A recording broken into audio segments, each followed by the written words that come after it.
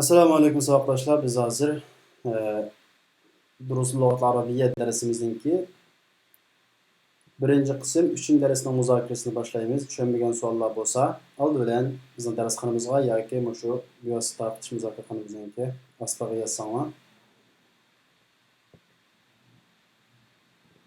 Oldi bilan tushunmagan mazmunlarni bir tushuntirib o'tgandan keyin undan keyin muzokaramizni boshlasak bo'ladi.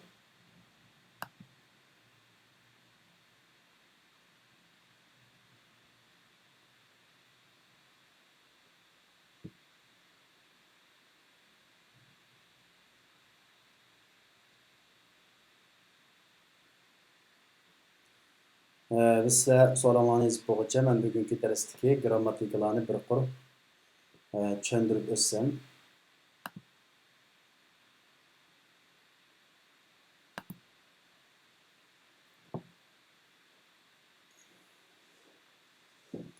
Endi arab tilidagi ism va iniqsizlik va iniq jihatdan ikki turga bo'linadi. Ya'ni ma'rifa va nakira. Ma'rifa deganimiz iniq ism deganga. Bu iniq ism qanday iniq ism deganda, ya'ni bizning zehnimizda, bizning ko'nglimizda iniq bo'lgan ism deganga. Masalan, biz bugungi darsimizda har qanday bir ismga alif lamni kirsak, bu ism iniq bo'ladi dedik. Yani iniqsiz holatda iniq bo'ladi dedik. Masalan, beytun desak, bu uy degan bo'ladi. Qaysi uy? Mening uyammi, sening uyangmi, yo biz tunigan ko'rgan heliq uymi? Iniq emas. Yani bu iniqsiz bir uyni çok ko'rsatadi. Ammo men buningga alif lamni akirib iniq qilgandan keyin bu ismni biz ma'rifa deb ataymiz, ya'ni iniq ism deb ataymiz. Bu iniq uy bo'lsa, qaysi uy desa, cho'qim bizning zehnimizda biz biladigan uyni ko'rsatadi. Masalan, men tunugun birisi bilan bir uyni ko'rdim.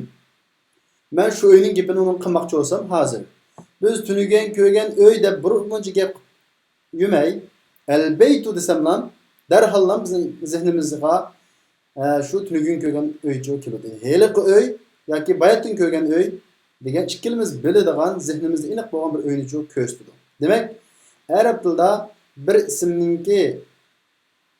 ismning oldiga alif lamni akilishi bilan qanaqa qilamiz? Aniq qilamiz. Va undan boshqa yana boshqa turli aniq qilish usuli bor. Biz buni keyingi darslarimizda so'zlaymiz. Bizning bugungi darsimizda o'rgangani aniqsiz ismning oldiga alif lamni akilish orqali aniq qilish usuli. Endi bu alif lam kirgandan keyin ismni qanday o'zgarish bo'ladi deganda bu ma'no jihatda shu aniq bo'ladi.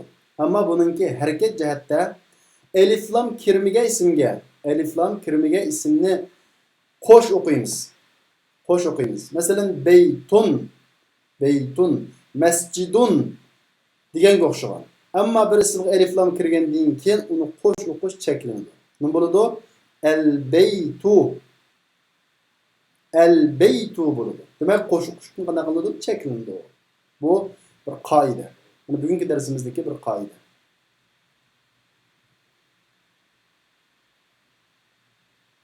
Endi bugungi darsimizdagi ikkinchi grammatik qaysi bo'ldi deganda, ikkinchi grammatika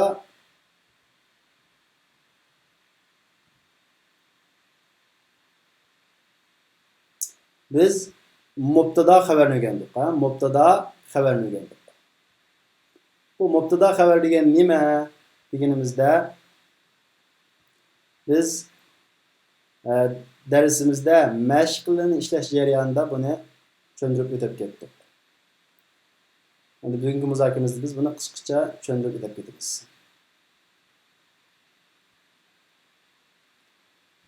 Men bugun darsda buni ixchamlab o'tgandek, hozir ekranda ko'rinadi. Endi mundaq. Arab tilida jumla ikki xil bo'ladi. Biz buni bugundan keyingi darsimizda yana so'zlaymiz. Men hozir keyin tushunishinglar uchun, oson bo'lishi uchun yana bir qatam balduroq tushuntirib qo'yay. Arab tilida jumla ya ism bilan boshlangan bo'ladi. Ism bilan yoki fe'l bilan boshlangan bo'ladi. Oldin biz ism haqida qisqa tushuntiray. Ism deganimiz arab tilida bir ma'noni ifodalaydigan, lekin shu ma'nosida vaqt uqumi yo'q. Bundaq so'zning bo'ladi, ism bo'ladi. Masalan, beytun, masjidun,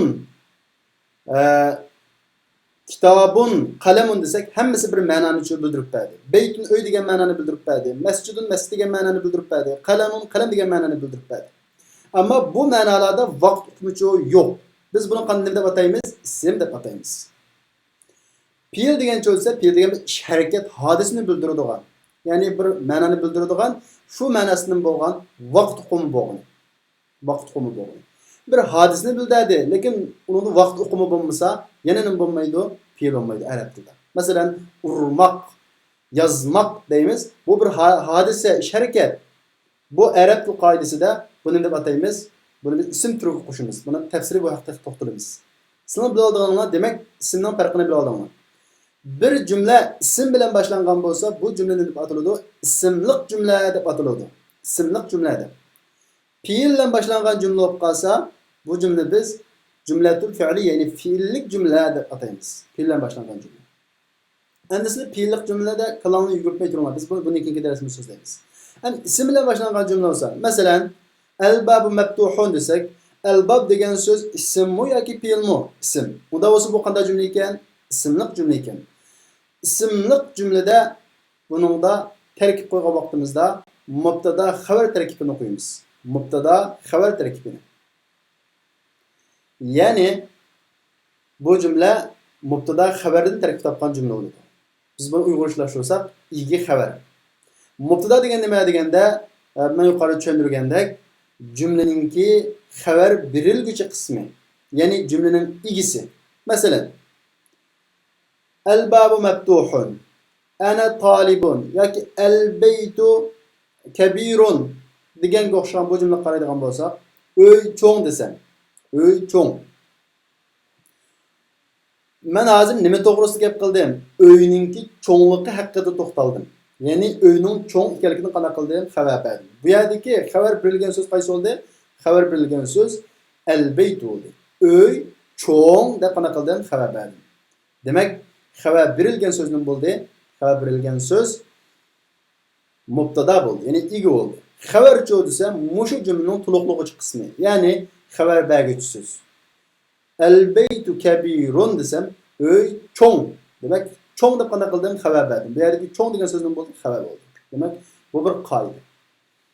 Endi mubtada jumlaning beshida keladi. Ko'p hollarda. Ko'p hollarda nima keladi? Jumlaning beshida keladi. Bu birinchi alomati. İkinci alameti mubtada ko'p hollarda iniq ism bo'ladi. Ya'ni alif lam kirgan shu ism bo'ladi. Iniq ism bo'ladi. Bu mubtadaning qoidasi. Endi mubtada xabarga o'rtaq bo'lgan bir qoida bor. O qaysi deganda, mayli mubtada bo'lsin, mayli xabar bo'lsin, ikkisi pesh o'qiladi, pesh. Bir jumladagi ega yoki xabar, biz bir jumlada bir so'zning ega yoki xabarligini bilsak, ikkisi nima o'qiladi? Pesh o'qiladi. Bu bir qoida. Endi xabar degan nima esa, xabar beruvchi qismi dedik. Bu jumlaningki ko'p hollarda jumlaningki oxirida keladi. Bu o'xshashlar nima qiladi? Pesh o'qiladi. Masalan, el-babu meftuhun. El-babu nima o'qildi? Pesh o'qildi. Nima uchun? Mubtada, ya'ni jumlaning egasi bo'lganligi uchun pesh o'qildi deymiz. Meftuhun pesh o'qildi. Nima uchun? Xabar. Xabar degan arab nima o'qiladi? Pesh o'qiladi deymiz. Xabar pesh o'qiladi deymiz. Ondan başqa el-babu meftuhun. El-babu taqbaşı qildi. Meftuhun qo'shbashi qildi. Nima uchun? El-babu da elif lam bo'lganligi uchun taqbashi qildi. Meftuhun da elif lam bo'lmaganligi uchun qo'shbashi qildi deymiz. Biz buni o'rgandik. Bugungi darsimizdagi asosiy grammatikalar mushu. Undan boshqa tushunmagan mazmunlar bo'lsa, so'rasanglar javob beraman.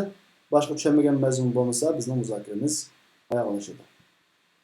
Bizning darsxonamizga yoki mushu bizning mushu bevosita o'qitish ko'znakimizning qonimizning ostiga yozsanlar.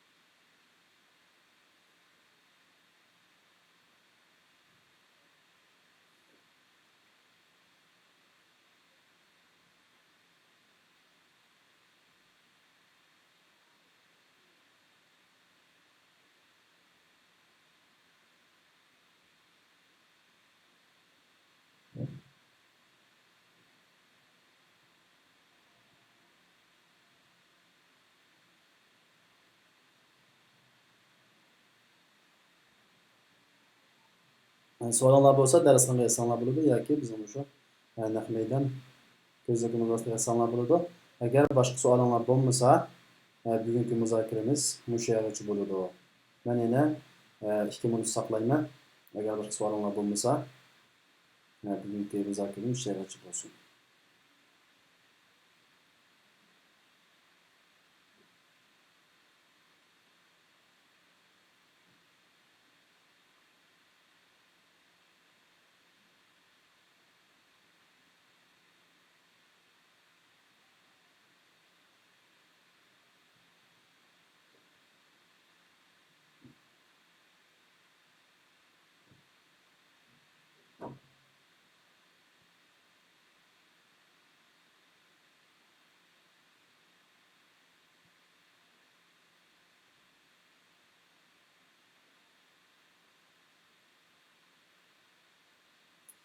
Bir saboqdoshimiz birinchi grammatikani qayta bersangiz debdi. Ya'ni bugungi darsdagi birinchi grammatikani maqsad qilgan o'xshaydi. Bizning darsimizdagi bugungi birinchi grammatika ismninki iniq va iniqsiz deb ikkiga ayrildiganligi. Ismninki iniq va iniqsiz deb ikkiga ayrildiganligi haqida bo'ldi. Endi arab tilida ism iniq va iniqsiz deb ikkiga bo'linadi. Iniq ism degan qanday ism deganimizda ismni iniqlashninki har xil yo'li bor. Biz bugun bir xil yo'lni o'rganamiz. Masalan, Muhammadning kitobi, Muhammadning uyi desam, bu yerdagi uy kitob degan so'zni qanday qildi iniqlandi. Biz buni keyingi soatda rasmiy so'zlaymiz. Endi bugun biz iniqlashni demak, iniq qilmoqchi bo'lgan so'z qanday shaklda bo'ldi deganda, uning oldiga elif lamni akirish orqali zihnimizda iniq bo'lgan uyni bilish. Zihnimizda iniq bo'lgan uyni.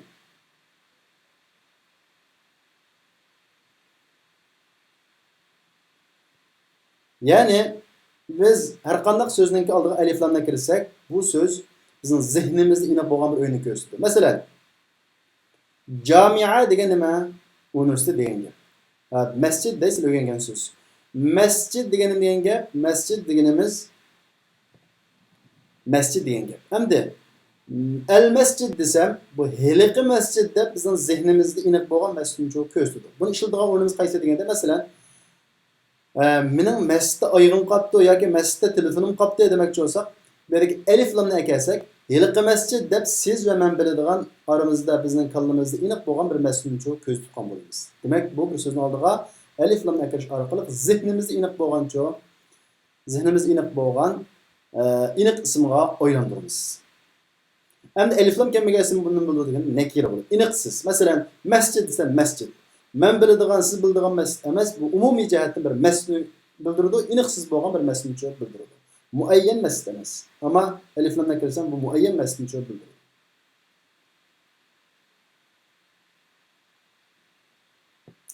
Sağlık unda başka so'rovlar bormi yo'qmi? Agar unda başka so'rovlar bo'lmasa, bizning muzokaramiz mush yerda ayoqlashadi.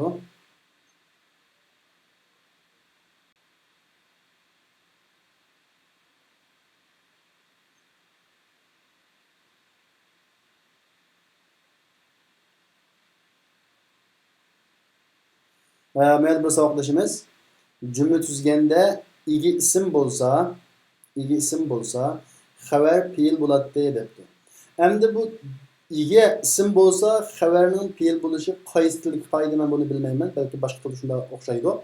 Ammo arab tilida igi ism bo'lsa emas, igi cho'qimdan bo'ladi, ism bo'ladi. Bu qoida. Igining bo'ladi, ism bo'ladi. Fe'l hargizdan bo'lmaydi, igi bo'lmaydi. Xabar desa, xabar ismmi bo'ladi, fe'lmi bo'ladi, jumlami bo'ladi, shibihi, ya'ni jumlaga o'xshaydigan birikmami bo'ladi. Mubtada cho'qim ism bo'ladi, ammo xabar fe'lmi bo'ladi. Hatto xabar degan biz keyin so'zlaymiz, sifat turgi tabi bir ismlar bor, umucho bo'ladi. Masalan, Muhammadun solihun desam, Muhammad solih, ya'ni yaxshi odam degan bo'ladi. Bu yerda Muhammad iga ism bo'ldi. Salihun çok xabar oldu. Bu salihun bir sifat türüge tabi bo'lgan bir ism. Yaxshi deb çok. Şuna bunu to'g'ri tushunsanlar bo'ladi. Qaysi tilda shunda bilmadim, ammo arab tilida xabar ismmi bo'ladi, fe'lmi bo'ladi, sifat turiga tava bo'lgan har qanday so'zmichi bo'ladi.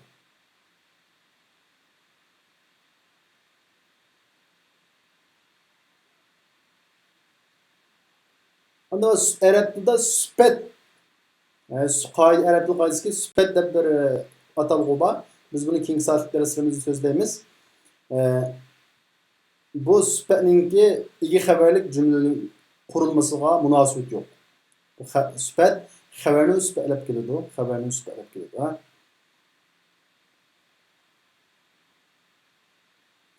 Undan boshqa savolinglar bormi, yo'qmi? Agar savolinglar qolsa, so'ranglar. Agar boshqa savolinglar bo'lmasa, muzokarani yig'ishtiramiz.